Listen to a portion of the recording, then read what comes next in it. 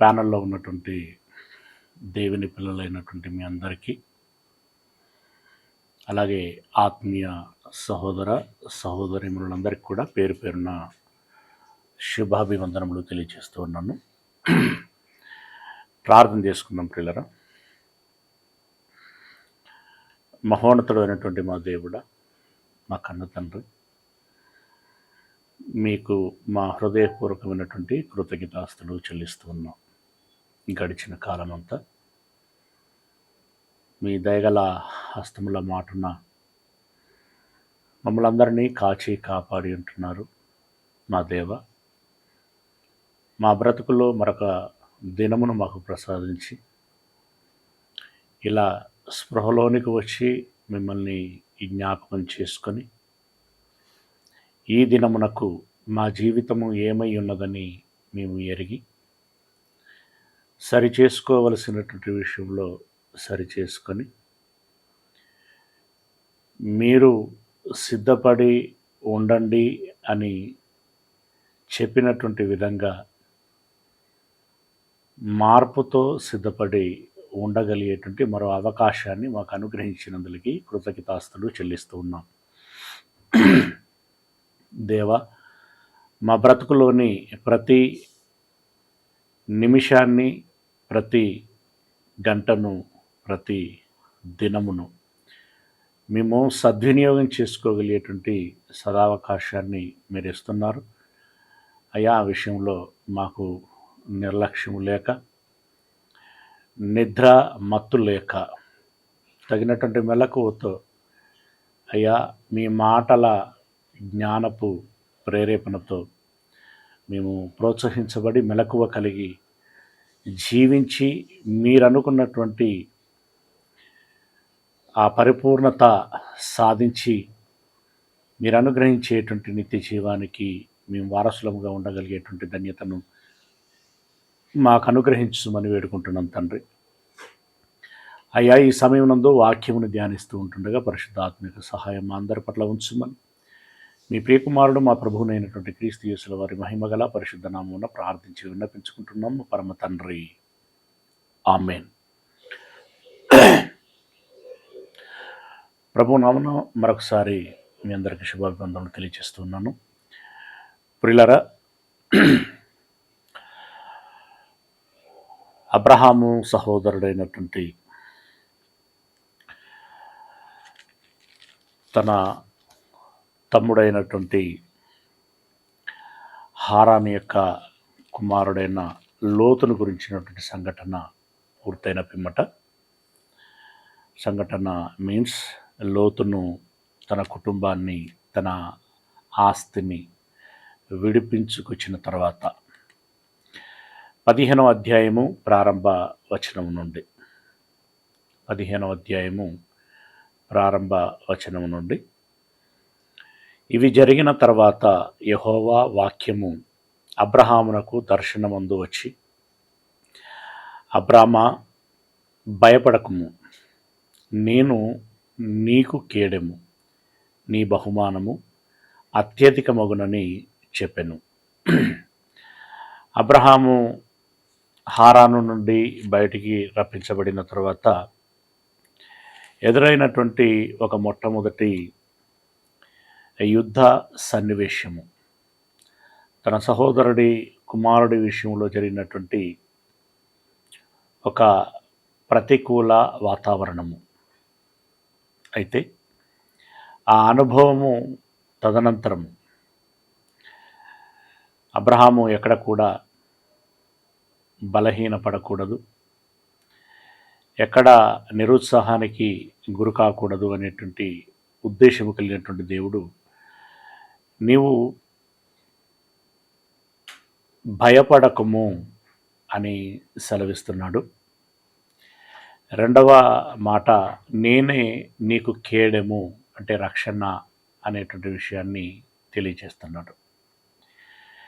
ఇక ఇందులో మూడవ మతలబు కూడా ఉంటుంది. అది ఏంటంటే, దేవుడు అబ్రాహామునికి వాగ్దానం చేసి ఈ కనాను భూభాగములోనికి తీసుకొచ్చాడు. అది ఏమిటి వాగ్దానము అనంటే, నిన్ను ఆశీర్వదిస్తాను, నీకు ఈ భూభాగమును ఇస్తాను, నీకు విస్తారమైనటువంటి సంతానాన్ని ఇస్తాను, నీ సంతానమును ఆశీర్వదించేటువంటి వారిని ఆశీర్వదిస్తాను, శపించేటువంటి వారిని శపిస్తాను,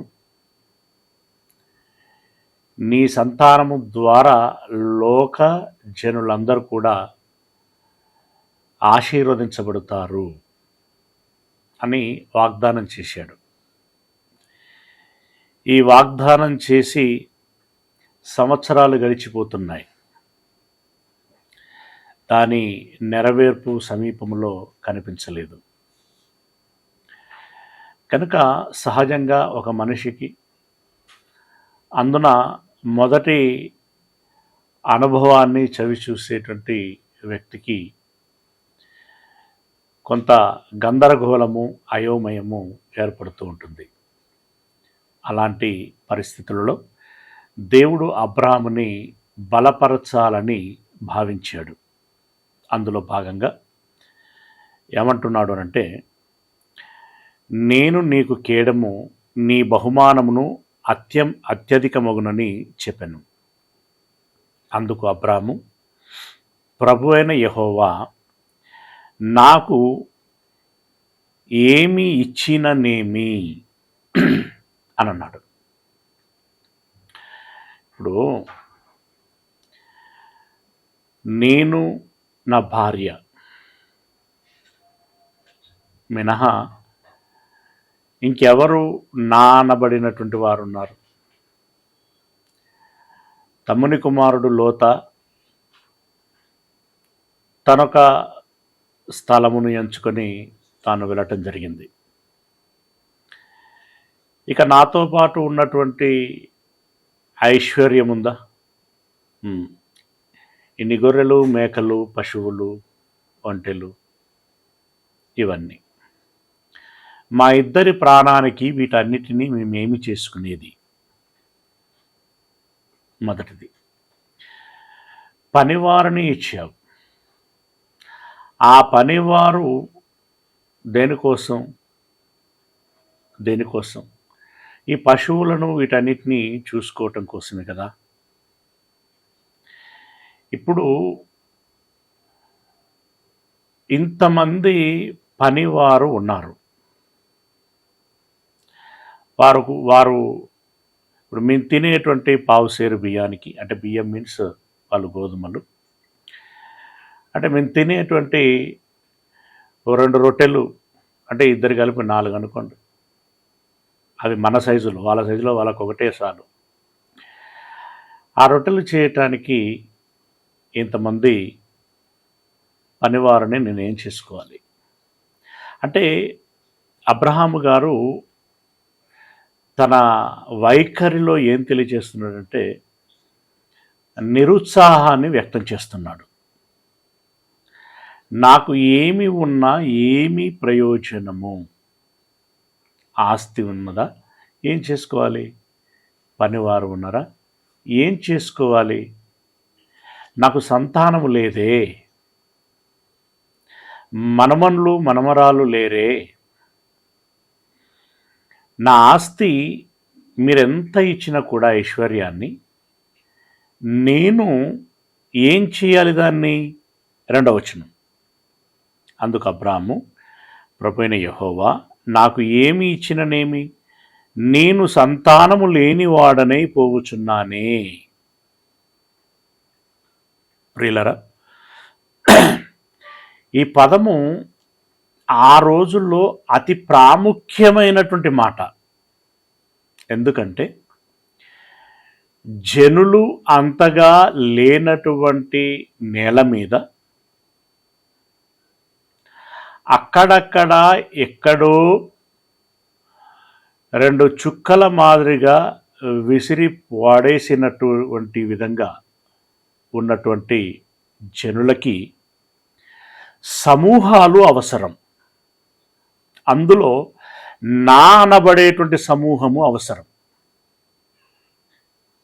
కాబట్టి అప్పుడు వారు సంతానమును అత్యధికముగా కోరుకునేటువంటి వారు. వారి రక్త మాంసములను పంచుకొని పుట్టినటువంటి నానబడేటువంటి బలగం అత్యధికముగా ఉండాలని కోరుకునేటువంటి సమయం అది.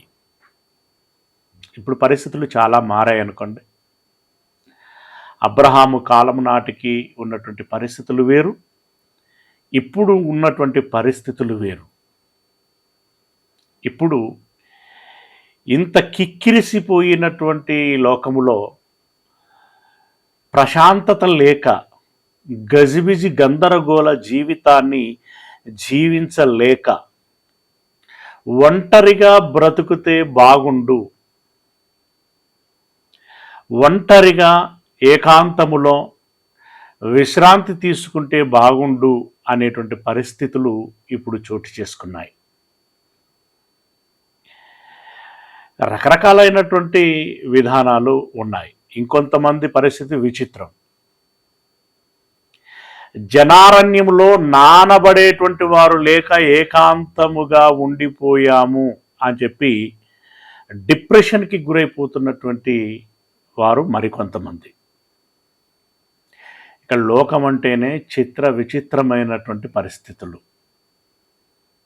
సరే, ఇక అబ్రహాము కాలము నాటికి ఆలోచించుకుంటే జనులు లేరు, ఎక్కడికి వెళ్ళినా కొత్త ప్రదేశం,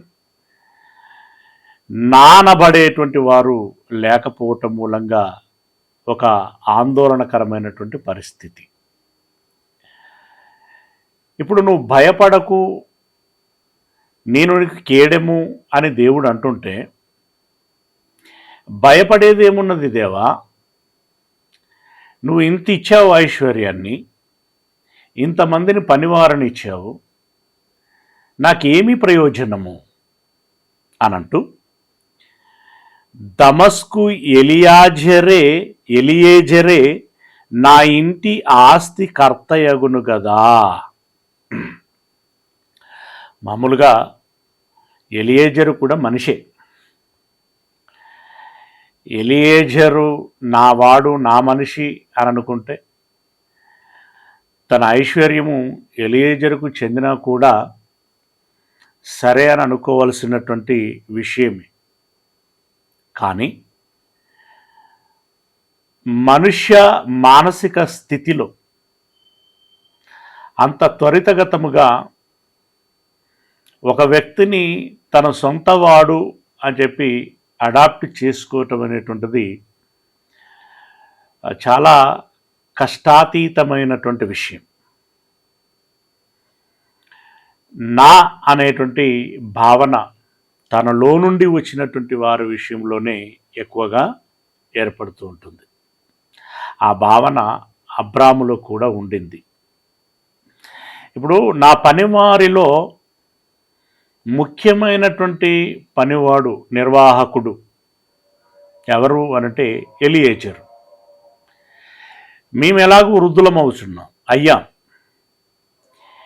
ఇక మా జీవితంలో ముగింపు తదనంతరము ఈ ఎలియేజరే దాన్ని తీసుకోవాల్సి ఉంటుంది, దానికి వారసుడు అవ్వాల్సి ఉంటుంది. ఇప్పుడు మాకు ఏం ప్రయోజనము అని అడుగుచున్నాడు. ఇక్కడ ఒక విషయాన్ని మనం గమనించాలి. ఏంటి అనంటే, హాగరు షారాయి యొక్క దాసురాలు. చెలికత్తె అనుకోవచ్చు, సహాయకురాలు అనుకోవచ్చు. ఓకే, దగ్గర పదాలు అవి. ఆమె ఐగుప్తు నుండి తీసుకురాబడింది. వారు ఐగుప్తుకు వెళ్ళినప్పుడు అక్కడ సంఘటన చోటు చేసుకున్నది మనం చదివినటువంటి వారము, ఎరిగినటువంటి వారు. ఆ రాజు పనివారిని, దాసులను ఇచ్చారు. ఇక ఈ ఎలియేజరు ఏ ప్రాంతపు వాడు అని చెప్తున్నాడు ఇక్కడ? దమస్కు. షారాయికి హాగరు ముఖ్యం ఆ రోజుల్లో. సరే, మధ్యలో తర్వాత వారిద్దరి మధ్యలో వైరం వచ్చింది, అది వేరు విషయం. కానీ ప్రారంభంలో మాత్రం శారాయికి హాగరు ముఖ్యం. హాగరు ముఖ్యం గనుకనే హాగరుని అబ్రామునకి ఇచ్చింది. ఓకే, ఇక అబ్రహాముకి ఎవరు ముఖ్యము అనంటే ఎలియేజరు ముఖ్యం. ఈ ఎలియేజరు ఎక్కడి నుండి తీసుకురాబడినటువంటి వాడు అనంటే దమస్కు. ఎందుకు దమస్కు నుండి ఎందుకు వచ్చాడు ఎలియేజరు అంటే, మనం ఇది వరకు అబ్రహాము గారి యొక్క ప్రయాణమును గురించి మనం గమనించాం. వారిది ప్రారంభంలో ఎక్కడ అంటే అబ్రాహాము గారు ఎక్కడ జన్మించారు, వారి తండ్రి వారిని తీసుకొని ఎక్కడికి ప్రయాణం చేశాడు, చివరికి అబ్రహాము ఎక్కడికి చేరుకున్నాడు అనేటువంటి విషయాన్ని మనం గమనించాం. ఓకే, ఊరు అనేటువంటి కల్దీల దేశంలో ఊరు అనేటువంటి పట్టణము నుండి హారాను అనేటువంటి ప్రాంతానికి తెరహు కుటుంబం వచ్చింది. అక్కడి నుండి అబ్రహామును దేవుడు పిలిచాడు. పిలవగా అబ్రాము ఈ కనానులో ఉన్నటువంటి బేతేలునకి రావటం జరిగింది. షెకెము నుండి బేతేలుకి రావటం జరిగింది. ఈ హారాను నుండి షెకెమునకు వస్తున్నటువంటి మార్గములో మీకు దమస్కు తారసపడుతుంది. మీరు పటము గమనించినట్టయితే ఆదికాండంతో సంబంధము కలిగి ఉన్న ప్రదేశాలు అనేటువంటి పటమును మీరు గమనించినట్టయితే హారా నుండి షెకెముకి మార్గమును మనం గమనించినట్టయితే హామాతు, కాదేశు, దమస్కు, ఓకే, షెకెము అనేటువంటి ప్రాంతములు మనకు కనబడతాయి. ఈ దమస్కు మార్గం గుండా హారాను నుండి షెకెముకి ఈనాడు ఫ్లైట్లో ప్రయాణం చేస్తే గంటలలో చేరుకున్నట్టుగా ఆ రోజు వారు చేరుకోరు. ఎందుకంటే ఆ పశువులని, ఆ బలగాన్ని తీసుకొని ఒక ప్రాంతము నుండి ఒక ప్రాంతమునకు తరలాలి అనంటే మాసములు, సంవత్సరములు పట్టేది వాళ్ళకి.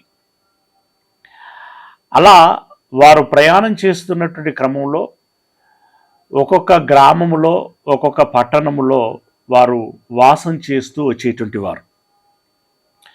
అలా వచ్చేటువంటి క్రమంలో అనేక పట్టణ, గ్రామ, ప్రాంత వాసులతోటి పరిచయాలు ఏర్పడతాయి. పరిచయాలే కాదు, కొన్ని సంబంధాలు కుదురుతాయి. అలా కుదరబడినటువంటి వాడిలో ఒకడు ఈ ఎలియేజరు. వీళ్ళ సంపద, వీళ్ళ బలగము, వీళ్ళ పరిస్థితులన్నీ చూసి ఎలియేజరు మీతో పాటు వస్తాను అని చెప్పి ఉండాలి. లేదు అనంటే ఎలియేజరు కుటుంబమునకి ఏదైనా ధనము అవసరమై ఉంటే ఆ కుటుంబము ఆ ధనమును తీసుకొని ఎలియేజర్ని అబ్రాహామునకి అప్పగించి ఉండాలి. ఇలా ఏదో ఒకటి జరుగుతుందన్నమాట. అలా ఎలియేజరు అబ్రాహామునకి దాసుడయ్యాడు. ఓకే, దాన్ని దృష్టిలో పెట్టుకొని అతడే నా దాసుడు అవుతాడు కదా అనని, మరియు అబ్రాము ఆదికాండం 15వ అధ్యాయం 3వ వచనం, ఇదిగో నీవు నాకు సంతానము ఇయ్యలేదు గనుక నా పరివారములో ఒకడు నాకు వారసుడగునని చెప్పగా, అంటే నా కడుపులో నుండి వచ్చినటువంటి వాడు నాకు వారసుడు కాడు, లేడు గనక ఇక ఉన్నటువంటి వారిలో ఈ ఎలియేజరు ప్రాముఖ్యమైనటువంటి వ్యక్తి గనక ఇతడు నాకు వారసుడగునని చెప్పగా, యెహోవా వాక్యము అతని యొద్దకు వచ్చి, ఇతడు నీకు వారసుడు కాడు, కుండబద్దలు కొట్టినట్టుగా చెప్పేశాడు. ఎలియేజరు నీకు వారసుడు కాడు. ఇక్కడ మనం సీరియస్గా ఒక విషయాన్ని గమనించాల్సి ఉంటుంది. ఈ విషయాలన్నీ కూడా అబ్రాము దేవుడు ఏకాంతంగా మాట్లాడుకుంటున్నారా, అందరి సమక్షములోనే మాట్లాడుకుంటున్నారా? విషయం మనకి ఇక్కడ తెలియదు. మోస్ట్లీ ఏకాంతంగానే మాట్లాడుకోవటానికి అవకాశం ఉంటుంది. సరే, ఏకాంతముగా మాట్లాడుకున్నా, అందరి ముందు మాట్లాడుకున్నా, ఈరోజు మనుషుల యొక్క తీరును చూస్తే మనకు ఎలాగుంటుంది? ఉదాహరణకి, ఒక యజమాని ఒక పనివాడిని పెట్టుకుంటే, తన పిల్లలు ఉద్యోగరీత్యా విదేశాలలో సెటిల్ అవుతే, ఇక ఈ వృద్ధ దంపతులు వారి అవసరాల నిమిత్తమై పనివారిని పెట్టుకుంటారు. వీరికి ఆస్తి ఎక్కువగా ఉంది, పిల్లలు ఎక్కడో ఉన్నారు అని వారు గమనించుకున్నప్పుడు సహజంగా పనివారిలో ఏ రకమైనటువంటి ఆలోచన ఉంటున్నది మనం చూస్తున్నాం, వింటున్నాం, గమనిస్తున్నాం. ఈ వృద్ధుల కనుగప్పి ఉన్నదంతా దోచుకొని వెళ్ళొచ్చు అని ఆలోచించేటువంటి వారు ఉన్నారు. ఈ వృద్ధులకి సంబంధించినటువంటి ఆస్తిని చేజిక్కించుకోవటానికి కొట్టి నలింపు చేసి సంతకాలు చేయించుకొని చేజిక్కించుకునేటువంటి వారు ఉన్నారు. లేదంటే చంపేసి ఉన్నదంతా ఊడ్చుకుపోయేటువంటి వారు ఉన్నారు. కొడుకులు లేదా వారసులు ఉన్నా కూడా ఇక వారసులే లేరు అనేటువంటి విషయంలో ఇక వీళ్ళకి ఎదురే లేదు. వారసులే లేరు అనుకున్నటువంటి విషయంలో వాళ్ళకి ఎదురే లేదు. ఈ విషయంలో యేసుప్రభుల వారు ఒక ఉదాహరణ చెప్తారు. మామూలుగా ఒక యజమాని తన భూమిని కాపులకి ఇచ్చిపోతాడట. కాపులకి, ఓకే, కాపులకి ఇచ్చి వెళ్ళి ఇక సంవత్సరము దానికి సంబంధించినటువంటి పైకం వసూలు చేసుకొని వెళ్ళటానికి పనివారిని పంపించారట. మొదటిసారిగా పంపిస్తే వారిని తిట్టి కొట్టి పంపించేశారు. అలా రెండవసారి చేస్తే రెండవసారిని చేశారు. ఇక యజమాని ఏం ఆలోచించాడంటే, నా పనివారిని పంపిస్తే వారు లెక్క చేయకుండా ఇలా కొట్టి పంపిస్తున్నారు, నా డబ్బులు ఇవ్వకపోగా వాళ్ళను కొట్టి పంపిస్తున్నారు, నా కుమారుని పంపిస్తే వాళ్ళు భయపడి ఇస్తారు అని చెప్పి కుమారుని పంపించాడట. అప్పుడు వాళ్ళు ఏం ఆలోచించారు, ఏం చేశారు? మరి ఇన్ని రోజులు పని వాళ్ళను పంపిస్తే మనం కొట్టి పంపించేశాం, కానీ ఇప్పుడు ఏకంగా కుమారుణ్ణి పంపించాడు, ఈ కుమారుణ్ణి చంపేశామనుకో ఇక అడిగేవాడు ఉండడు, మనల్ని అడిగేవాడు ఉండడు, గనుక కుమారుణ్ణి చంపేద్దామని చంపేశారట. సరే, తర్వాత యజమాని ఆ విషయం తెలుసుకుని వచ్చి వారి మీద యాక్షన్ తీసుకున్నాడు.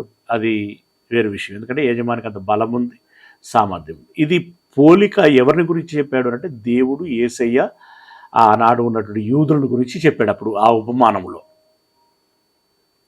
అది దేవుడికి యేసయ్యకి సంబంధించిన మ్యాటర్ కాబట్టి వాళ్ళు బాగానే హ్యాండిల్ చేసుకోగలిగారు.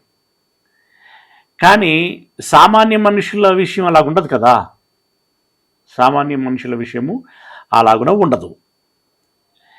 ఇక్కడ నేను ఇదంతా ఎందుకు చెప్పుచున్నానంటే, ఎలియేజరే నా వారసుడు అని ప్రకటించిన అబ్రహాము ఇంకా అప్పటికి అసంతృప్తితోటే ఉన్నాడు. ఎలియేజర్కి ఆ అవకాశం ఉందా అనంటే ఉంది. ఎలియేజర్ మనసు కనుక చెడ్డది అయినట్టయితే అతడికి ఆ మనస్సు ఉన్నది. కానీ ఎలియేజరు ఎప్పుడు కూడా అలాంటి ఆలోచన చేయలేదు. ఎలియేజరు మంచివాడు అని చెప్పటానికి నేను ఇదంతా చెప్పాల్సి వచ్చింది. ఎందుకంటే తదనంతరము కూడా ఎలియేజరు మీద అబ్రాము చాలా ఆధారపడతాడు. ఎలియేజరు అంత నమ్మకత్వాన్ని నిలబెట్టుకుంటాడు, కనబరచగలుగుతాడు. మనం తర్వాత చూస్తాం. ఓకే, ఎలియేజరు వారసుడగునని చెప్పగా దేవుడు అన్నాడు, ఇతడు నీకు వారసుడు కాడు, నీ గర్భవాసమున పుట్టబోవుచున్నవాడు నీకు వారసుడగునని చెప్పాను. మరియు ఆయన వెలుపలికి అతన్ని తీసుకుని వచ్చి, నీవు ఆకాశం వైపు తేరి చూచి నక్షత్రములను లెక్కించుటకు నీ చేతనైతే లెక్కించుమని చెప్పి నీ సంతానము అలాగున అవునని చెప్పాను. అసలు విత్తనమే మొలకే లేనటువంటి వ్యక్తికి ఆకాశం వైపు చూపించి నక్షత్రాలు ఎన్నున్నాయో లెక్కబెట్టు అనంటే మామూలుగా ఎవరు లెక్కబెట్టగలుగుతారు? ఎవరు లెక్కబెట్టలేరు. లెక్కబెట్టలేనంత విస్తారంగా ఉన్నటువంటి నక్షత్రాలను చూపించి అంతగా నీ సంతానమును నీకు అనుగ్రహిస్తాను అని అన్నాడు. ఎవరికైనా మైండ్ బ్లాంక్ అయిపోతుంది అప్పుడు, ఇది అయ్యే పనేనా అని. పైగా అప్పటికి దేవుడు వాగ్దానం చేసి సంవత్సరాలు గడిచిపోయింది. సరే, అలాగే చెప్పిన తర్వాత 6వ వచనంలో అతడు యెహోవాను నమ్మెను. ఇది చాలా ఇంపార్టెంట్. యెహోవాను నమ్మెను. అబ్రాము దేవుణ్ణి నమ్మాడు గనుక హారానును విడిచి బేతేలునకు వచ్చాడు.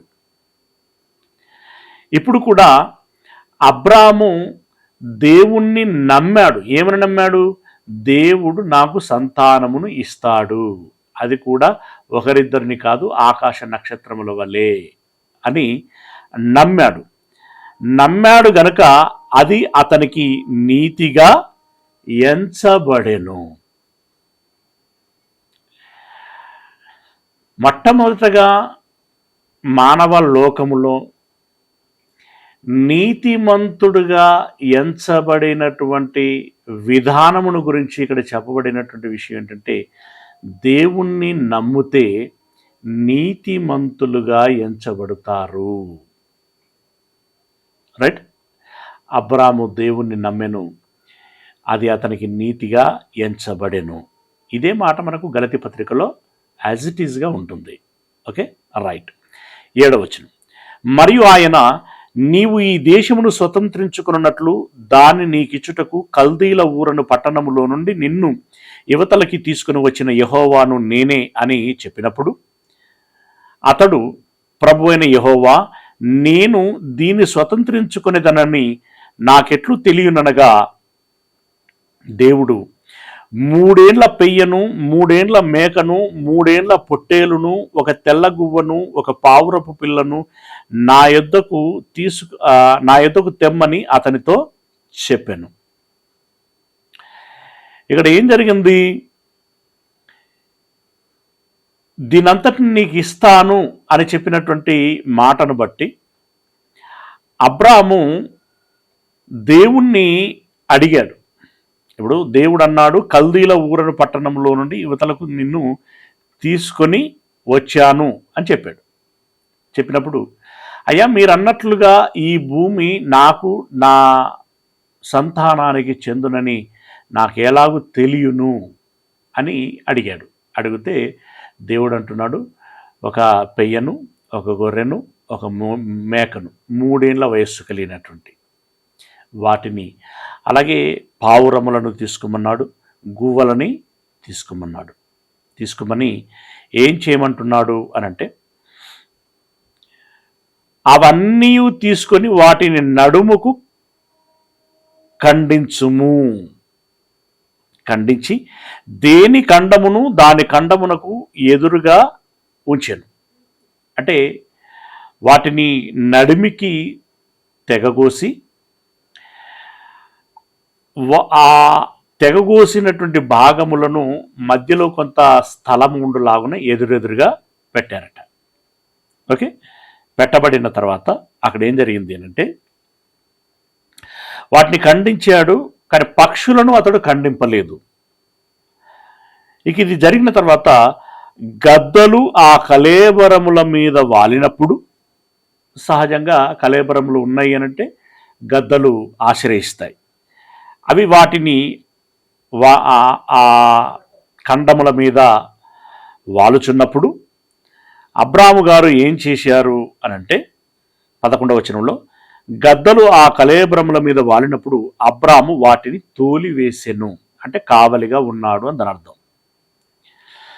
ప్రొద్దుగుంకబోయినప్పుడు అబ్రామునకు గాఢ నిద్ర పట్టెను, భయంకరమైన కటిక చీకటి అతనికి కమ్మగా. ప్రొద్దుగుంకబోయినప్పుడు అంటే సూర్యాస్తమయ సమయంలోనే అబ్రాముకు నిద్ర వచ్చేసిందట. అప్పుడు మనుషుల యొక్క సహజమైన నిద్రా సమయం అది. ఎప్పుడు వచ్చిందట ఆయనకు నిద్ర? ప్రొద్దుగుంకబోయినప్పుడు. మనకెప్పుడు వస్తున్నది? పరపంత అరిగిపోయిన తర్వాత. ఇటు దొర్లి అటు దొర్లి లైఫ్ స్టైల్లో ఎంత చేంజ్ వచ్చిందని అనడానికి ఇదొక గమనిక. రైట్, సరే. అతడికి నిద్ర వచ్చేసింది. ఆయన నీ సంతతి వారు తమది కాదని గాఢ నిద్ర పట్టెను. 12వ వచనంలో భయంకరమైన కటిక చీకటి అతన్ని కమ్మగా, ఆయన నీ సంతతి వారు తమది కాని పరదేశమందు నివసించి ఆ దేశపు వారికి దాసులుగా ఉందురు. ఈయన నిద్రపోయిన తర్వాత ఆ నిద్రలో ఒక శబ్దం అతనికి వినబడుచున్నది. ఏమని? నీ సంతానము వారిది కానటువంటి దేశములో పరవాసులుగా నివసించి ఆ దేశపు వారికి దాసులుగా ఉందురు. అంతసేపు వినబడినటువంటి న్యూస్ అంతా గుడ్ న్యూస్. ఇప్పుడు వినబడుచున్నటువంటి న్యూస్ బ్యాడ్ న్యూస్. అప్పటి వరకు ఈ భూమిని నీ సంతానానికి ఇస్తాను అని అన్నాడు. ఇప్పుడేమంటుండంటే నీ పిల్లలు పరదేశంలో దాసులుగా ఉంటారు అని అన్నాడు. ఏమై ఉండొచ్చు? కారణము ఏమై ఉండొచ్చు? దీన్ని మనము అర్థం చేసుకునేటువంటి ప్రయత్నం చేయాలి. అబ్రాము దేవుణ్ణి నమ్మాడు. నమ్మినటువంటి ఆయన దేవుణ్ణి ఒక మాట అడిగాడు. ఇది నా విషయంలో నెరవేరుచుందని నేనెలా తెలుసుకోవాలి? అవునా? నేనెలా ఎరుగుదును అని అన్నప్పుడు ఎక్కడో కొంచెం వీక్ పాయింట్ ఆ అబ్రాము గారు వెలుబుచ్చినటువంటి దానిలో మనకి కనబడుచున్నది. సరే, వాటిని ఖండములుగా నరకమన్నాడు, ఎదురెదురుగా పెట్టుమన్నాడు. ఆ సాయంకాలం అయింది, అబ్రామునకు నిద్ర వచ్చింది. నిద్ర వచ్చిన తర్వాత ఆ సంతానమును గురించి చెప్తున్నాడు. వీరు పరాయి దేశంలో దాసులుగా ఉంటారు. ఎందుకు? ఇక్కడే మేజర్ క్వశ్చన్. సరే, అన్నలు యోసేపు విషయంలో తప్పు చేశారు, ఒప్పుకుందాం. కానీ దేవుడు దాన్ని ఉపేక్షించలేడా? ఉపేక్షించి వారిని ఐగుప్తుకు వెళ్లకుండా నివారించలేడా? కనాను దేశంలో కరువు వస్తే వారు ఐగుప్తు దేశానికి వెళ్ళారు. కానీ కరువు రాకుండా దేవుడు సమృద్ధిని ఇవ్వలేడా? చేయగలడు ఇవన్నీ. కానీ అయినా కూడా కరువును రప్పించి గత్యంతరము లేనటువంటి పరిస్థితిని సృష్టించి ఆ పిమ్మట ఐగుప్తును ఆశ్రయించాల్సినటువంటి పరిస్థితిని తీసుకొచ్చాడు అనంటే నాకు అనిపిస్తున్నటువంటి విషయం, ఎందుకంటే ఈ మాటలు బైబిల్లో లేవు, నాకు అనిపిస్తున్నటువంటి విషయము అబ్రాము ఇదంతా నా జీవితంలో నెరవేరుచుందని నేను ఎలాగూ నమ్మాలి, నమ్ముటకు ఆధారం ఏమిటి అన్నట్టుగా అడిగాడు. ఇక్కడ దేవుడు ఆ విషయంలో ఏమీ మాట్లాడలేదు. అంటే నేరుగా ఏంటి నా మాటను నమ్మటం లేదా, నీకు ఆధారం కావాలా, ఇలాంటిది ఏం అడగలేదు. అడగకుండా డైరెక్ట్గా చెప్పేశాడు, నీ సంతానము ఐగుప్తీయులకి దాసులవుతారు. 14వ వచనం, వారు ఎన్ని సంవత్సరాలు దాసులుగా ఉంటారు అనంటే 400 ఏండ్లు నీ సంతానమును ఐగుప్తీయులు శ్రమ పెట్టుతారు అని అన్నాడు. ఏంటి 1 సంవత్సరం 2 సంవత్సరాల 400 ఏండ్లు, దీనికి ఇంకా అదనంగా 30 ఏండ్లు కలుపుకోవాలి మనం. ఎందుకంటే యోసేపు గారు వెళ్ళిన తర్వాత యోసేపు గారు బ్రతికి ఉన్నటువంటి కాలము 30 సంవత్సరాలు వీళ్ళకి క్షేమమే జరిగింది. వీరు అధికారిక పక్షంగా ఉన్నారు. యోసేపు మరణించిన తర్వాత వీరిని ఎరగనటువంటి మరొక రాజు ఫరో అధికారంలోనికి రావటం, అతని హాయంలో ఇశ్రాయేలీలను గురించి, అంటే అబ్రహాము సంతానము గురించి ఆ దేశపు వాసులంతా నెగిటివ్గా చెప్పటం, అంటే ప్రమాద సూచికలనుగా చెప్పటం. వాళ్ళు ఎందుకైనా మంచి, ఎందుకంటే వీళ్ళ జనాభా పెరిగిపోయింది. వాగ్దానం చేసినట్టుగానే వీరి జనాభా పెరిగిపోవచ్చున్నది. ఎక్కడి నుండో వచ్చినటువంటి వాళ్ళ యొక్క జనాభా పెరిగిపోవచ్చున్నది, స్థానికులైనటువంటి మన జనాభా తగ్గిపోవచ్చున్నది. గనుక వారిని ఎదగనివ్వకూడదు అనేటువంటి ఆలోచన అధికారుల దృష్టికి, రాజుగారి దృష్టికి తీసుకెళ్ళినప్పుడు రాజుగారు వీరిని నియంత్రించేటువంటి ప్రయత్నం చేశాడు. అప్పటి నుండి అందులో భాగంగానే వారి పిల్లలను 3 ఏళ్ల లోపు ఉన్నటువంటి మగపిల్లలందరినీ చంపేయాలి అనేటువంటి ఒక శాసనాన్ని తయారు చేయటం జరిగింది. అలాగే పరిపాలన సంబంధమైనటువంటి అధికార స్థానాలలో వాళ్ళు ఎవరు ఉండకుండా జాగ్రత్త పడ్డారు. వీరు కేవలం పొలములో పనిచేసేటువంటి వారుగాను, మనం చెప్పినటువంటి పనులు చేసుకుంటూ మన పాదముల చెంత పడి ఉండేటువంటి వారినిగా వారిని ఉంచాలి అని చెప్పేసి వారు నిర్ణయం తీసుకోవటం జరిగింది ఐగుప్తీయులు. పిల్లరా, ఇవన్నీ ఎందుకు జరుగుతున్నాయి, ఎలా జరుగుతున్నాయి అంటే దేవుడు తీసుకున్న నిర్ణయములో భాగంగానే జరుగుతున్నాయి. దేవుడు అలా ఎందుకు నిర్ణయం తీసుకున్నాడు అంటే అబ్రాహాము మొదలుకొని యోసేపు సహోదరులైనటువంటి వాళ్ళందరూ కూడా చేసినటువంటి ఆలోచనలు, వ్యక్తపరిచిన అభిప్రాయాలు, చేసినటువంటి పనులు, వీటన్నిటి బట్టి ఇదంతా నెలకొని ఉన్నది అనేటువంటి విషయాన్ని మనము అర్థం చేసుకోవాలి. ఓకే, వారు శ్రమ పెట్టుదురు, వీరు ఎవరికి దాసులవుదురో, అంటే ఇప్పుడు యోసేపు గారి హాయంలో ఉన్నటువంటి మంచి దినములైనటువంటి 30, యోసేపు గారి తదనంతరము దాసులుగా ఉన్నటువంటి కాలమైన 400 సంవత్సరాలు, అంటే మొత్తంగా 430 సంవత్సరాలు ఈ ఇశ్రాయేలీలు ఐగుప్తు దేశంలో పరవాసులుగా ఉన్నారు. ఆ విషయాన్ని ఇక్కడ ప్రస్తావించి శ్రమ పెట్టుదురు, వీరు ఎవరికి దాసులవుదురో ఆ జనమునకు నేనే తీర్పు తీర్చుదును. వారు మొత్తానికి దాసులు అవుతారు. దాసులు అవ్వటానికి ఒక కారణం ఉంది. దాసులైనటువంటి వారికి తీర్పు తీరుస్తాను అంటే, దాసులైనటువంటి ఇశ్రాయేలీలు ఎవరైతే ఉన్నారో వాళ్ళను ఎవరైతే దాసులుగా చేసుకున్నారో వారికి నేను తీర్పు తీరుస్తాను అని అన్నాడు. అంటే వీళ్ళ లెక్క వీళ్ళకున్నది, వాళ్ళ లెక్క వాళ్ళకున్నది.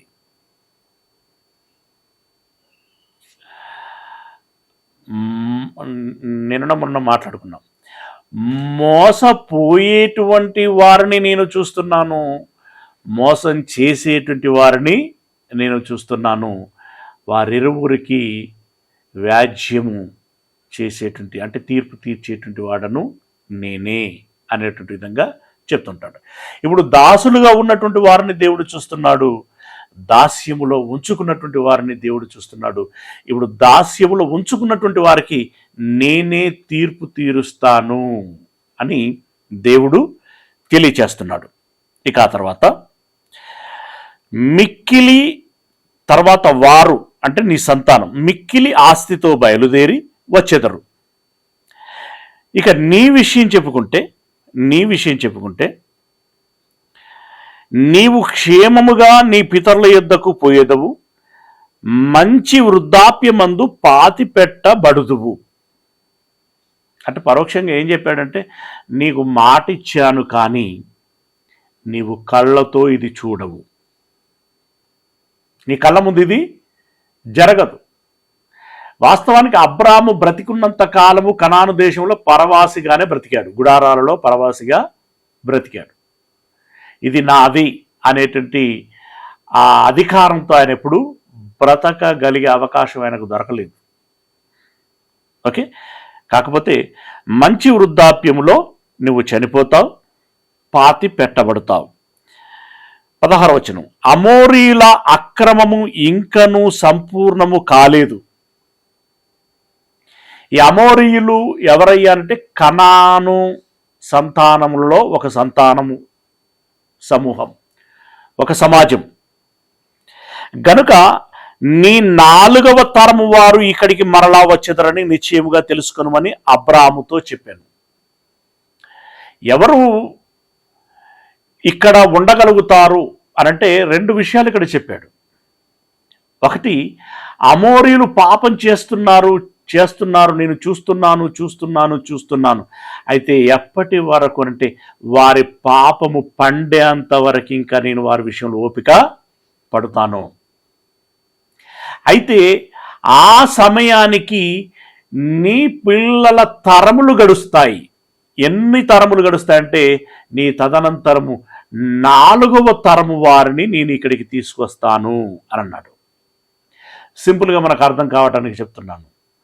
అబ్రహాము కుమారుడు ఇస్సాకు మనకు తెలిసిందే, ఇస్సాకు కుమారుడు యాకోబు, యాకోబు యొక్క కుమారుళ్ళు 12 మంది. ఈ 12 మంది యొక్క కుమారులలో ఒక కుమారుడే మోషే, అంటే లేవి కుమారులలో ఒక కుమారుడు లేవి కుమారుడే మోషే. ఈ మోషే గారి నాయకత్వంలోనే జనులందరూ విడిపించబడి వచ్చారు. అంటే మోషే గారి తరము వచ్చేసరికి అది 4వ తరము, అబ్రహాము తదనంతరం 4వ తరము. నీ 4వ తరము వారు ఇక్కడికి మరలా వచ్చేదరని నిశ్చయముగా తెలుసుకొనమని అబ్రాహాముతో చెప్పాను. ఇది ఆయన నిద్రపోయినప్పుడు అతనికి వినబడినటువంటి మాటలు. 17వ వచనం, మరియు ప్రొద్దురుగుంకి కటిక చీకటి పడినప్పుడు రాజుచున్న పొయ్యియు అగ్ని జ్వాలయును కనబడి ఆ ఖండముల మధ్య నడిచిపోయాను. అంటే ఈ శబ్దము వినబడిన తర్వాత ఈ ఖండముల మధ్యలో రాజుచున్న పొయ్యి అంటే ఒక కొలిమి లాంటిది, అందులో నుండి అగ్ని జ్వాల ఎగిసిపడుచున్నట్టుగా ఉండి అది ఖండించబడినటువంటి ఆ భాగముల మధ్యలో నడుచుకుంటూ వెళ్ళిందట. దాన్ని మామూలుగా మనమైతే కొరివి దయ్యం అంటాం. అగ్ని నడుచుకుంటూ పోతే ఏమంటారు? కొరివి దయ్యం అని అంటుంటారు. కానీ ఇక్కడ నడిచింది దేవదూత, అగ్ని దేవదూత. రైట్, నడిచిపోయాను. ఆ దినమందే యెహోవా ఐగుప్తు నది మొదలుకొని గొప్ప నది అయిన యూప్రటీసు నది వరకు ఈ దేశమును అన్నాడు. యూప్రటీసు నది, యూప్రటీసునకు మరొక పేరుంది, నెంబర్ ఇచ్చాడు కింద, ఫరాతు. యూప్రటీసు నదికి మరొక పేరు ఫరాతు. ఇది మనం గుర్తుంచుకోవాలి. ఓకే, నది వరకు అంటే కింద నైలు నది నుండి మీద, కింద అంటే దక్షిణ భాగంలో నైలు నది, ఉత్తర భాగంలో యూప్రటీసు నది. ఈ 2 నదుల మధ్యలో కనాను దేశము ఉన్నది. ఈ కనాను దేశంలో ఏ జాతుల వారు ఉన్నారు అనంటే కనాను సంతానమే వాళ్ళందరూ, కానీ సమూహాలుగా ఉండిపోయారు. వాళ్ళు ఎవరెవరు అనంటే కేనీయులను, కనిజీయులను, కద్మోనీయులను, హిత్తీయులను, పెరిజీయులను, రెఫాయీయులను, అమోరీయులను, కనానీయులను, గిర్గాషీయులను, యబూసీయులను నీ సంతానమునకు ఇచ్చియున్నానని అబ్రాముతో నిబంధన చేశాను. అంటే ఈ దేశంలో ఉన్నటువంటి ఇన్ని జాతులు, దాదాపుగా 10 జాతులే ఉన్నట్టున్నాయి. ఈ 10 జాతుల వారిని నీ సంతానమునకు అంటే ఆ వారి భూభాగమును నీ సంతానమునకు ఇచ్చేదను అని చెప్పి ఆ ఖండముల మధ్యలో అగ్ని వెళ్ళినటువంటి సందర్భంలో దేవుడు తన స్వరంతో చెప్పినటువంటి మాట. అలా అబ్రామును బలపరిచాడు. ఓకేనా, రైట్. ఇందులో ఇందులో మీరు ఆలోచన పెట్టుకోండి. ఇందులో ఒక మాట ప్రాముఖ్యమైనటువంటి, ఈ అధ్యాయంలో ఒక మాట ప్రాముఖ్యమైనది వచ్చింది అంటే, అబ్రాము దేవుణ్ణి నమ్మెను, అది అతనికి నీతిగా ఎంచబడెను. ఇది ప్రాముఖ్యమైనటువంటి మాట, అది మనసులో పెట్టుకోండి.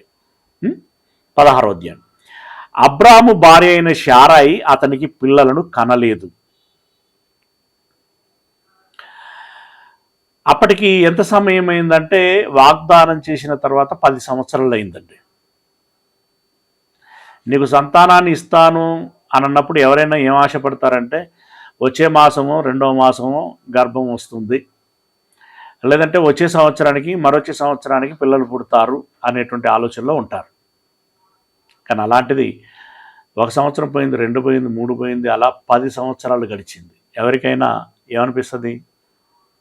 అదే శారాయికి అనిపిస్తే ఆమె ఏం చేసిందంటే, అబ్రాము భార్య అయిన శారాయి అతనికి పిల్లలను కనలేదు. ఆమెకు హాగరు అను ఐగుప్తురాలైన, ఇది మనం ఐగుప్తు దేశానికి సంబంధించినటువంటి ఆవిడ హాగరు అని మనం మాట్లాడుకుంటూ వచ్చాం కదా, ఇక్కడ నేరుగా చెప్పాడు. ఐగుప్తురాలైన దాసి ఉండెను, కాగా శారాయి, ఇదిగో నేను పిల్లలను కనకుండా, 1వ వచనంలో ఏమన్నాడంటే, శారాయి అతనికి పిల్లలను కనలేదు, ఆమెకు హాగరు అను ఐగుప్తీయురాలైన దాసి ఉండెను, కాగా శారాయి, ఇదిగో నేను పిల్లలను కనకుండా యెహోవా చేసి ఉన్నాడు. కానీ దేవుడు నీకు వాగ్దానం చేశాడు కదా పిల్లలను ఇస్తానని. అయితే అది నా ద్వారా కాకుండా మరొక విధానంలో ఇస్తాడేమో. అది హాగరు యొక్క ఆలోచన, తనకున్నటువంటి అవగాహన, తనకున్నటువంటి జ్ఞానము అని చెప్పుకోవచ్చు. రైట్. నేను పిల్లలను కనకుండా యెహోవా చేసి ఉన్నాడు, నీవు దయచేసి నా దాసితో పొమ్ము. అంటే పిల్లలను కనకుండా యెహోవా చేసి ఉన్నాడు అనేటువంటి మాట శారాయి తొందరపడి అనినటువంటి మాట అని మనం గమనించాలి. యాక్చువల్గా దేవుడు శారాయిని పిల్లలను కనకుండా చేయలేదు. దానికి సో మెనీ రీజన్స్ ఉంటాయి. అయినా శారాయికి సంతానమును ఇద్దామనేటువంటి దృక్పథంతో దేవుడు అప్పటికి ఉన్నాడు. కానీ ఆ దృక్పథాన్ని శారాయి అర్థం చేసుకోలేకపోయింది, అలాగే ఓపిక పట్టలేకపోయింది. ఈ సమయానికి ఓపిక పట్టలేకపోయింది. అంటే విశ్వాసి అయినటువంటి వ్యక్తికి ఓపిక లేదా నిరీక్షణ అనేటువంటిది చాలా ముఖ్యం. ఆ నిరీక్షణ కొన్నిసార్లు మనల్ని అసహనానికి గురి చేస్తుంది, ఎగతాళికి గురి చేస్తుంది, అపహాస్యానికి గురి చేస్తుంది. అవునా, మానసికంగా మనల్ని కురంగదీస్తుంది. ఇది బాగా మనం జ్ఞప్తిలో పెట్టుకోవాల్సినటువంటి విషయం. ఇది శారాయి యొక్క వ్యక్తిగత పరిస్థితి. కానీ మనకు కూడా మన వ్యక్తిగతమైనటువంటి పరిస్థితులు చాలా ఉంటాయి. అది సంతానం అనే కాదు, అనేక విషయాలలో ఉంటుంది. దీన్ని బట్టి, ఈ సందర్భాన్ని బట్టి మనం అర్థం చేసుకోవాల్సిన విషయం ఏంటంటే, ఏ విషయంలోనైనా సరే మనము దేవునికి విన్నపించుకోవాలి. దేవుడు తన చిత్తానుసారముగా చేయవలసినటువంటి సమయంలో కార్యము చేస్తాడు. పైగా సరి అయినటువంటి కాలంలోనే చేస్తాడు. కానీ మనమే ఆలోపు తొందరపడతాం, ఆలోపు అసహనానికి గురవుతాం. కాబట్టి మనము అసహనానికి గురి కాకూడదు, భయపడకూడదు. ఎవరన్నీ మాట్లాడుకున్నా, ఏం చేసినా నా దేవుడు నాకున్నాడు, ఆయన తన చిత్తానుసారంగా నా విషయంలో కార్యం చేస్తాడు అనేటువంటి విశ్వాసము మనలో ఉండాలి. నాకు అలా చేసి ఉన్నాడని భావించినటువంటి ఆమె ఏమన్నది అనంటే, నీవు దయచేసి నా దాసితో పొమ్ము, ఒకవేళ ఆమె వలన నాకు సంతానము కలగవచ్చునని అబ్రాముతో చెప్పెను. అంటే ఆమె వలన షారాయికి సంతానం కలగటం ఏంటి అని అంటే, అప్పుడు దాసులైనటువంటి వారిని వాళ్ళ ఓన్ ప్రాపర్టీగా భావించేటువంటి వారు, దాసులైనటువంటి వారిని, ఇప్పుడు దాసులకి స్వతంత్రం ఉండదు. దాసులు తమ యజమానులు ఎలా చెబితే అలా వినాలి, ఏం చెయ్యమంటే అది చెయ్యాలి. వాళ్లకు నచ్చటం నచ్చకపోవటం అనేటువంటి దానితో నిమిత్తం ఉండదు. గనుక ఇప్పుడు షారై హాగర్ను ఒక యంత్రం మాదిరిగా వాడుకుందాము అనేటువంటి దృక్పథంలోనికి వచ్చింది. అలా ఈ హాగరుని అబ్రామునకు ఇస్తూ, ఈమెతో వెళ్ళు, ఈమెకు కలిగినటువంటి సంతానము నాకు సంతానం అవుతుంది అని చెప్పి అబ్రాముకి చెప్పాడు. అయితే అప్పుడు అబ్రాము ఏం చేసిండట, అబ్రాము షారాయి మాట వినెను. ఇక్కడ అబ్రాము కూడా బ్లైండ్గా వెళ్ళిండు అని నాకు అనిపిస్తుంది. అబ్రాము షారాయి మాట వినటం ఏంటంటే, సరే షారాయి నిరుత్సాహానికి గురైంది, ఓపిక నశించింది, కానీ పిల్లలు కావాలి అనేటువంటి ఒక కోరిక బలంగా ఉండింది. ఏదో నిర్ణయం తీసుకుంది, హాగరుతో పొమ్మంది. కానీ అబ్రామైనా ఏం మాట్లాడుచున్నావు అని అనాలి కదా, మొదటిది. రెండవది, దేవుణ్ణి సంప్రదించాలి, అతడు దేవునితో విచారణ చేయాలి. అయ్యా నా భార్య ఇలా అంటుంది, వారసులు లేనటువంటి మాట నిజం, మరి మీరేమంటారు అని చెప్పి ఒక మాట అబ్రాము ఆగనుండే లేదా అడగనుండే. కానీ ఇవేవి చేయలేదు. ఇక్కడ షారాయి హాగరును ఇచ్చింది, హాగరుతో అబ్రాము పోయాడు. అంటే పోయాడు మీన్స్ కాపురం చేశాడని చెప్పాలి, ఎందుకంటే అధికారికంగానే జరిగింది ఇదంతా. ఓకే, అబ్రాము షారాయి మాట వినడు. కాబట్టి అబ్రాము కనాను దేశములో 10 ఏండ్లు కాపురం ఉన్న తర్వాత, అంటే 85 ఇయర్స్కి 75 ఇయర్స్కి వారు బేతేలుకు వచ్చారు. ఆఫ్టర్ 10 ఇయర్స్కి షారాయి ఓపిక నశించింది, హాగరుతో పొమ్మని చెప్పింది. ఆ 85వ సంవత్సరంలో వీళ్ళు కాపురం చేశారు, హాగరు అబ్రాము. అబ్రాము భార్య అయిన షారాయి తన దాసి అయిన హాగరును ఐగుప్తురాలని తీసుకుని తన పెనిమిటి అయినటువంటి అబ్రామునకు భార్యగా ఉండునట్లు అతనికి ఇచ్చాను. అంటే సెకండ్ వైఫ్గా ఉండులాగున వివాహం చేసింది. అతడు హాగరుతో పోయినప్పుడు అది గర్భవతి అయ్యను. అది తాను గర్భవతి నైతినని తెలుసుకున్నప్పుడు తన యజమానురాలు దాని దృష్టికి నీచమైనదాయను. ఇది మానవ నైజం. అంతవరదాకా పడి ఉన్న ఆమెకు ఒకసారి గర్భం రాగానే అది గొడ్రాలు, నేను సంసారిని, అంటే నాకు గర్భము వచ్చింది అంటే నేను ఆశీర్వదించబడినటువంటి దానను, ఆమెకు ఆశీర్వాదము లేదు అంటే నేనే గొప్ప కదా అనేటువంటి ఒక గర్వము ఆమెలో పెరిగి అంతవరదాకా అమ్మగారు అని తిరిగినటువంటి హాగరు ఏంది చెప్పు అనే స్థాయికి ఎదిగిపోయింది. అవునా? ఇంకా కూడా పెరుగుతుంది. ఏం పెరుగుతుంది? ఇప్పుడు గర్భము సాకుతో అన్ని రోజులు షారాయి చుట్టూ సవరించినటువంటి ఈమె ఇప్పుడు హాగరు చుట్టూ షారాయి సవరించాల్సిన పరిస్థితి వస్తుంది. మంచినీళ్ళు పట్టుకరా, అన్నం పట్టుకరా, ఇది చేయి అది చేయి అని చెప్పి ఈ రకమైనటువంటి ఏదో క్రైసిస్ ఏర్పడ్డాయి అక్కడ. పర్టికులర్ ఇది అని చెప్పలేదు, కానీ మొత్తానికి హాగరుకు గర్వం పెరిగింది.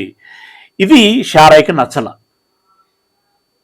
ఎందుకంటే అన్ని రోజులు ఆమె చెబితే హాగరు విన్నటువంటి పరిస్థితి కదా, కాబట్టి ఆమెకు నచ్చలేదు. నచ్చకపోతే ఏం చేసింది? అప్పుడు షారాయి నా ఉసురు నీకు తగులును, ఎవరిని అంటున్నది అనుకుంటున్నారు ఈ మాట? హాగర్ని అన్నట్ల, అబ్రామును అంటుంది. ఆగరుని తీసుకొచ్చి ఈమెతో పొమ్మని చెప్పింది ఆమె. ఇప్పుడు ఆగరుతో ఏదో అన్కంఫర్ట్ ఉంది అని చెప్పేసి నా ఉసురు నీకు తగులుతుంది అని అబ్రామ్ మీద అటాక్ అయిపోయింది. అంటే సహజంగా మనుషుల యొక్క మానసిక స్థితి ఎలా ఉంటుంది అని చెప్పడానికి ఇది ఒక అద్దం పట్టేటువంటి విషయం. ముఖ్యంగా స్త్రీల యొక్క మానసిక స్థితి ఎలా ఉంటుంది అని చెప్పడానికి ఇది ఒక నిదర్శనం. ఒకవేళ ఆమె భాషలోనే మాట్లాడితే తప్పు చేయమన్నది ఆమె, తప్పు చేసి మళ్ళీ శపిస్తున్నది ఆమె. ఎంత దారుణం అది! ఇక్కడ అబ్రాము ఎందుకు నోరు మెదపలేదు? నాకు అమాయకత్వం కనబడుతుంది అబ్రాములో. పొమ్మన్నప్పుడు నోరు మెదపలేదు, నా ఉసురు నీకు తగులుతుంది అన్నప్పుడు శారాని ఏం అనలేదండి. అనకపోగా ఎంత గౌరవప్రదంగా మాట్లాడాడు. నా ఉసురు నీకు తగులును, నేనే నా దాసిని నీ కౌగిటికి ఇచ్చిన తర్వాత తాను గర్భవతినని తెలుసుకున్నప్పుడు నేను దాని దృష్టికి నీచమైన దానినైతిని. నాకును నీకును యెహోవా న్యాయము తీర్చునుగాక అని అబ్రాముతో అనెను. చాలా పెద్ద పెద్ద మాటలు అన్నది. అన్న తర్వాత అబ్రహాము ఏం చేశాడు చూడండి, 6వ వచనంలో. అందుకు అబ్రాము, ఇదిగో నీ దాసి నీ చేతిలో ఉన్నది, నీ మనసు వచ్చినట్లు దాన్ని చేయమని శారాయితో చెప్పాను. శారాయి దాన్ని శ్రమ పెట్టినందున. సరే, ఇప్పుడు నన్నెందుకు శపిస్తున్నావు? ఆమె నీ చేతిలోనే ఉన్నది కదా, నాతో వివాహం చేసింది నువ్వే. ఈ విషయంలో మళ్ళీ నన్ను అవమానపరుస్తున్నదని చెబుతున్నటువంటి దానివి నీవే గనుక ఇప్పుడు ఆమె నీ చేతిలో ఉన్నది, నీకు నచ్చినట్లు చేయమని ఆమెతో చెప్పాను. శారాయి దాని శ్రమ పెట్టినందున ఆమె యుద్ధ నుండి అది పారిపోగా. అంటే ఇప్పుడు హాగరు యజమానురాలు కాబట్టి ఒక విధంగా టార్చర్ చేసింది. ఆ టార్చర్ భరించలేక, ఇక టార్చర్ ఏ రకంగా చేసింది ఏంటి అనేటువంటిది మనకు అంత అవసరం లేనటువంటి విషయం. మెట్టుకి టార్చర్ చేసింది. ఎంత టార్చర్ చేసిందంటే భరించలేనంత టార్చర్ చేసింది. ఆ టార్చర్కి తట్టుకోలేక ఆమె పారిపోయింది. ఎక్కడికి పారిపోయింది, తర్వాత ఏం జరిగింది అనేటువంటి విషయాన్ని రేపటి దినమున తెలుసుకునేటువంటి ప్రయత్నం చేద్దాం. ప్రార్థన చేసుకుందాం.